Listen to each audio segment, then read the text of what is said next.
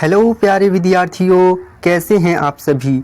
आज के इस वीडियो में मैं लेके आया हूँ सामान्य ज्ञान से संबंधित 30 महत्वपूर्ण प्रश्न जो आपके लिए बहुत महत्वपूर्ण हैं। आप लोग इसे ज़रूर याद कर लीजिएगा। प्रश्न संख्या 1 है, शुद्ध जल का पीएच मान होता है। विकल्प ए है 0, विकल्प बी है 1, विकल्प सी है 7 और विकल्प डी है 14। तो इस प्रश्न का सही उत्तर क्या हो जाएगा? शुद्ध जल का पीएच मान क्या होता है? तो इस प्रश्न का सही उत्तर हो जाएगा विकल्प सी 7। शुद्ध जल का पीएच मान 7 होता है। इसको आप लोग याद कर लीजिएगा। प्रश्न संख्या 2 है, भारत का सबसे बड़ा बंदरगाह है।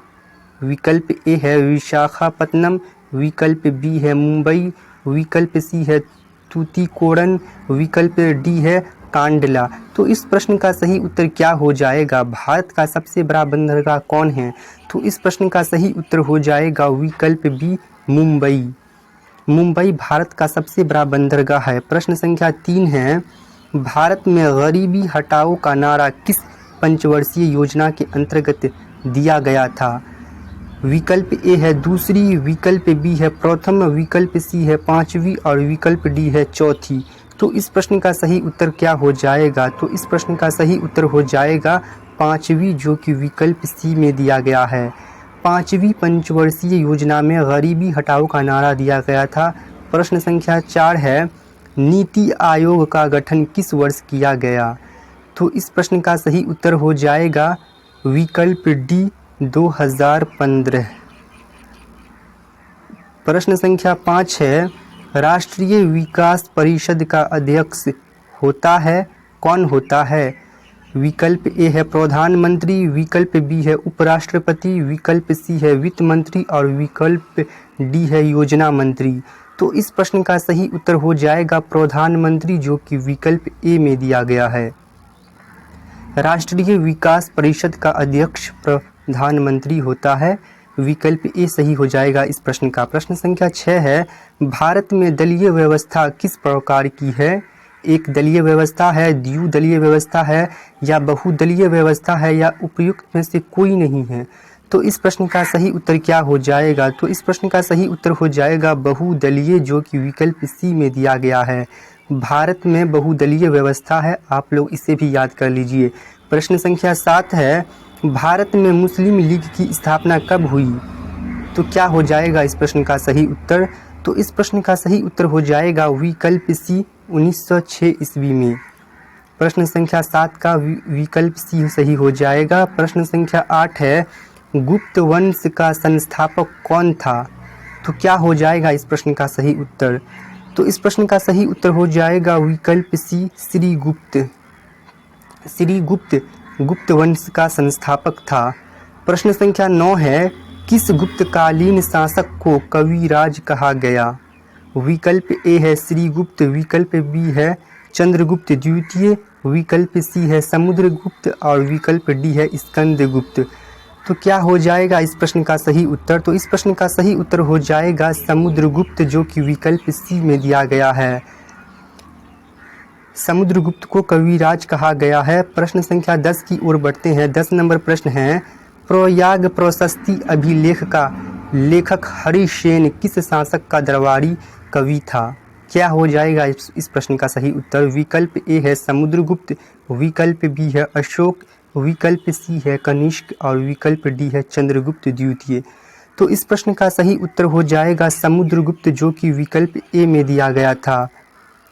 प्रयाग प्रशस्ति अभिलेख का जो लेखक हरिसेन था वह समुद्रगुप्त का दरबारी कवि था। प्रश्न संख्या 11 है, मेगास्थनीज की पुस्तक का नाम क्या है? अर्थशास्त्र है, ऋग्वेद है या पुराण है या इंडिका है? तो मेगास्थनीज की पुस्तक का नाम इंडिका है, जो कि विकल्प डी में दिया गया है। प्रश्न संख्या 12 है, दिल्ली सल्तनत की दरबारी भाषा थी कौन सी भाषा थी? विकल्प ए है उर्दू, विकल्प बी है फारसी, विकल्प सी है हिंदी और विकल्प डी है अरबी। तो इस प्रश्न का सही उत्तर क्या हो जाएगा? तो इस प्रश्न का सही उत्तर हो जाएगा विकल्प बी फारसी। दिल्ली सल्तनत की दरबारी भाषा फारसी है, जो कि परीक्षाओं में बार बार पूछा जा रहा है। प्रश्न संख्या 13 है, किसने इक्तादारी प्रथा चलाई? फिरोज तुगलक, मोहम्मद बिन तुगलक, इल्तुतमिश या गयासुद्दीन बलबन। तो क्या हो जाएगा इस प्रश्न का सही उत्तर? इक्तादारी प्रथा को किसने चलाया? तो इस प्रश्न का सही उत्तर हो जाएगा इल्तुतमिश, जो कि विकल्प सी में दिया गया है। प्रश्न संख्या 14 है, महमूद गजनवी ने भारत पर कितनी बार आक्रमण किया? विकल्प ए है 12 बार, विकल्प बी है 15 बार, विकल्प सी है 17 बार और विकल्प डी है 18 बार। तो क्या हो जाएगा इस प्रश्न का सही उत्तर? तो इस प्रश्न का सही उत्तर हो जाएगा 17 बार। महमूद गजनवी ने भारत पर 17 बार आक्रमण किया था। प्रश्न संख्या 15 है, साइमन कमीशन का भारत आगमन किस वर्ष में हुआ?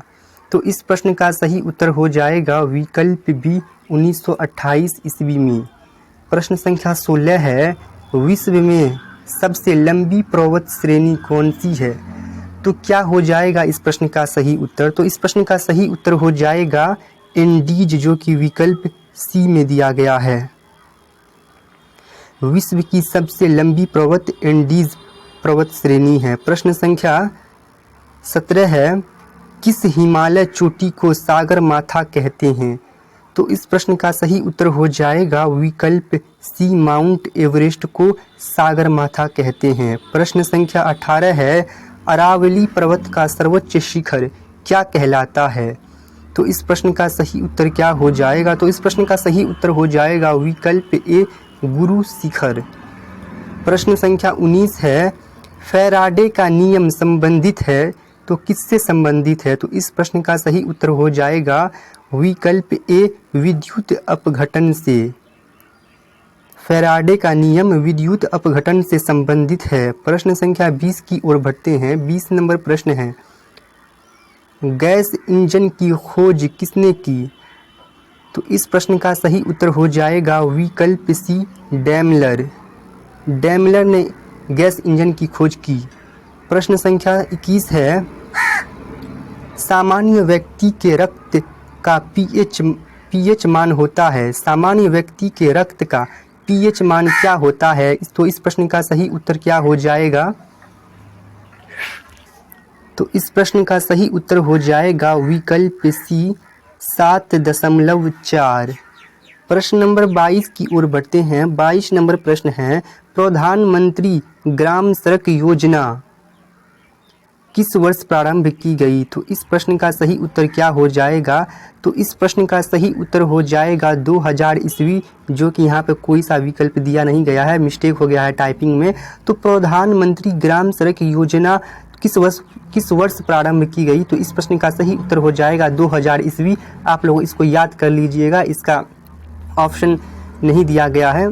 प्रश्न संख्या 23 की ओर बढ़ते हैं। 23 नंबर प्रश्न है, फलों का अध्ययन कहलाता है। तो फलों का अध्ययन क्या कहलाता है? तो इस प्रश्न का सही उत्तर हो जाएगा पोमोलॉजी, जो कि विकल्प डी में दिया गया है। फलों का अध्ययन पोमोलॉजी कहलाता है। प्रश्न संख्या 24 है, हड़प्पा सभ्यता किस युग की थी? तो इस प्रश्न का सही उत्तर क्या हो जाएगा? तो इस प्रश्न का सही उत्तर हो जाएगा कांस्य युग, जो कि विकल्प ए में दिया गया है। प्रश्न संख्या 25 है, सिंधु सभ्यता के घर किससे बनाए जाते थे? तो क्या हो जाएगा इस प्रश्न का सही उत्तर? विकल्प ए है ईंट से, विकल्प बी है बांस से, विकल्प सी है पत्थर से और विकल्प डी है लकड़ी से।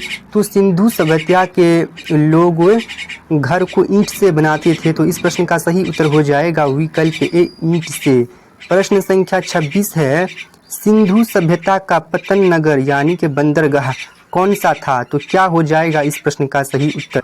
तो इस प्रश्न का सही उत्तर हो जाएगा विकल्प बी, लोथल सही है। इस प्रश्न का सही उत्तर विकल्प बी हो जाएगा, लोथल। प्रश्न संख्या 27 है, सिंधु सभ्यता में वृहत स्नानागार पाया गया, कहाँ पाया गया है? विकल्प ए है मोहनजोदड़ो में, विकल्प बी है हड़प्पा में, विकल्प सी है लोथल में और विकल्प डी है कालीबंगा में। तो सिंधु सभ्यता में वृहत स्नानागार मोहनजोदड़ो में पाया गया था। तो इस प्रश्न का सही उत्तर हो जाएगा विकल्प ए, मोहनजोदड़ो में। प्रश्न संख्या 28 है, पुराणों की संख्या कितनी है?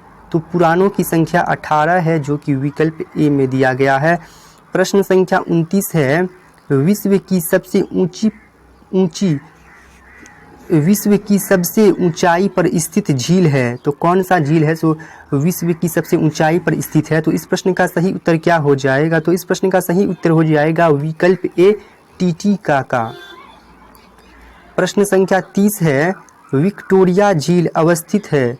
विक्टोरिया झील कहाँ अवस्थित है? तो इस प्रश्न का सही उत्तर हो जाएगा पूर्वी अफ्रीका में, जो कि विकल्प डी में दिया गया है। तो इस प्रश्न का सही उत्तर हो जाएगा पूर्वी अफ्रीका में विक्टोरिया झील अवस्थित है। एक प्रश्न आप लोगों के लिए है, तो इस प्रश्न का उत्तर आप लोग कमेंट में करके बताइएगा कि इस प्रश्न का उत्तर क्या होगा।